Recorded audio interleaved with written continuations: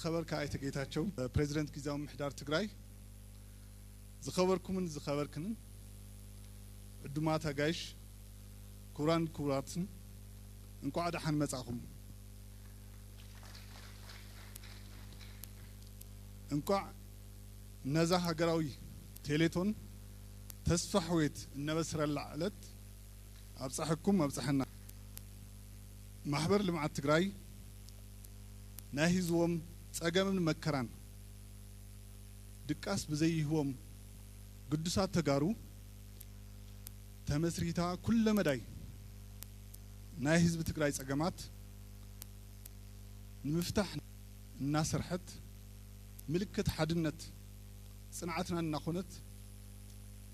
ዝመጸትን ዘላን እንኮ ማሕበርያ ማሕበር ልምዓት ትግራይ ካብ ዝተመስረተትሉ 1981 ዓመተ ምህረት ጀሚሩ ህዝብ ትግራይን ፈተውት ትግራይን ብምትሕባር ኣብ ህንጸት መሰረተ ልምዓት ትግራይ ብፍላይ ድማ ኣብ ህንጸት ትምህርቲ ድሕር መንግስቲ ወሳኒ ናይ ልምዓት መሓዛ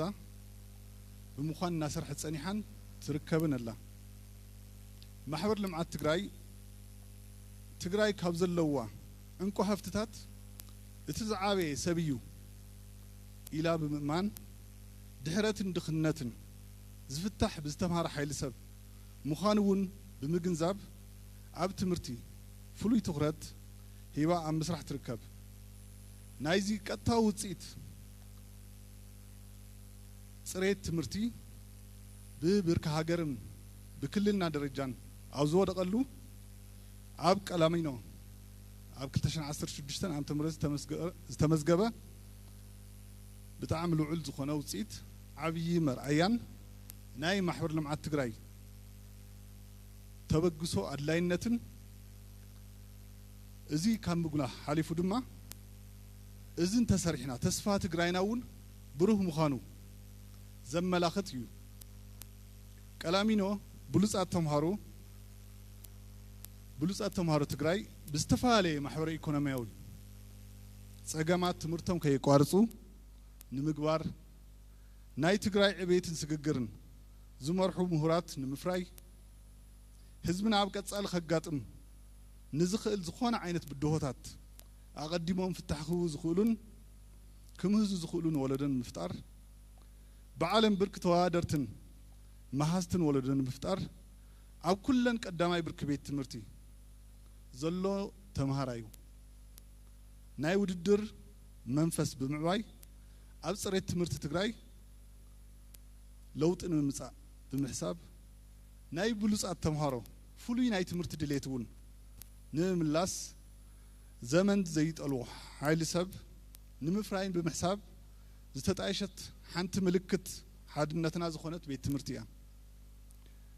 ዓለማውን ወድዓውን ኩነታት ከም ዘርኤና ኣብ ሙዞ ሳይንስን ቴክኖሎጂን ዘሎ ቅልጡፍ ዝግግር እንኳይ ንዓናስ ንተን ዝማዕበላን ዝተምሃረ ዝሰልጠነ ሓይሊ ሰብ ኣለዎን ዝበሃል ሃገራት እውን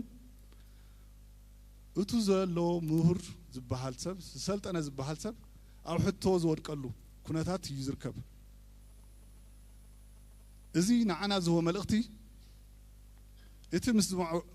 ዝማዕበሉ ዘለና ርሕቀት ካብ ማንም ግዜ ንላዕሊ እናሰፍሐ ካብ ምኻድ ሓሊፉ ድኽነትን ድሕረትን እናገደደ ይኸይድ ከም ዘሎን እንተዘይሰሪሕናሉ ድማ ኣብ ሓፂር እዋን ምምላሱ ናብ ዘይከኣል ወይ ምምላሱ ናብ ዘይንኽእሎ ጥፍኣት ከም እናኣቱ እዩ ዘመላኽት ስለዚ እዚ ሓቂ ቀላሚኖ ምጥንኻርን ኩለን ኣብያተ ትምህርቲ ናብ ዝብርክ ምምጻእን ይጽናሕ ክበሃል ዘይኽእል ኣጀንዳ ትግራይን ተጋሩን ይገብሮ እዚ ከም ዘሎ ኮይኑ ዓቕሚ ቅበላ ቀላሚኖ ትሑት ምዃኑ ከምኡ ድማ ቀላሚኖን ምስፋሕ ብፋይናንስ ተደሪትና ብምጽናሕና ብዙሓት ናይ ጽባሕ ተስፋ ትግራይ ዝኾኑ በላሕቲ ተምሃሮ ተስፋኦም እናቐሃመ ይኸይድ ኣሎ ሃገራዊ ውፅኢት ትምህርቲ 12 ክፍሊ ዘርእዮ እተን ዝበለጸ ኣብ ትምህርቲ ኢንቨስት ዝገበራ ኣብያተ ትምህርቲ ብዙሓት ተምሃሮ ናብ ዩኒቨርሲቲ ምሕላፍ ምኽኣለን የርኢ ወይ የረድእ ስለዚህ ናይዘን 12 ፍሉያት ካልኣይ ብርካቤ ትምህርቲ ህንፀትን ምዝዛም ስሩዕ ትምህርቲ ክጅመር ብምግባር መጻኢ ተምሃሮ ትግራይ ብሩህ ካብ ምግባር ሓሊፉ ናይ ትግራይ ዕብየት ዝጠልዎ ዝተምሃረ ክሪቲካል ማስ ምፍጣር ካልኦት ኣብ ቀረበን ዘለዋ ቤት ትምህርትታት ብምጽላው እውን ከም ሞዴል መርኣያ ጽሬትን ብምግባር ሕዚ ወዲቁ ዘሎ ጽሬትን ስርዓትን ትምህርቲ ትግራይ ኣብ ምሕዋይን ቀጻሊ ናይ ትግራይ ዕብየትን ስግርን ንምግሃድ ጽልኦን ዓብይ ስለዝኾነ ቆሪጽና ብምውሳን ኣብ ህንጸት መጻኢ ትግራይ ዘይሃስስ ታሪኽ ንምጽሓፍ ግቡእና ክንፍጽም ማሕበርኩም ማሕበር ልምዓት ትግራይ ትጽውዕ ስለዚ እዚ ተበግሶ ምልክት ድሕረት ይኣኽለና ወይ ድሕረት ይኣክል ከምኡ ድማ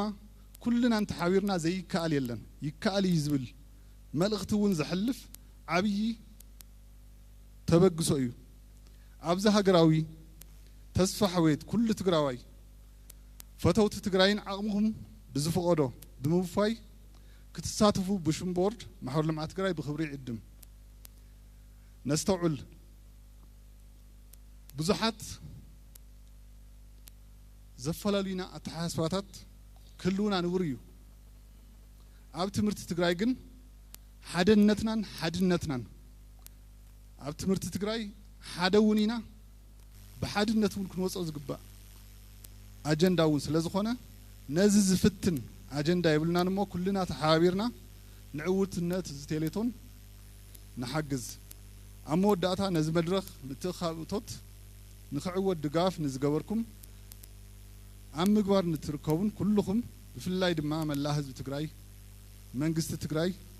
ትካላት መንግስቲ ክልላትን ፌደራልን ሰራዊት ትግራይ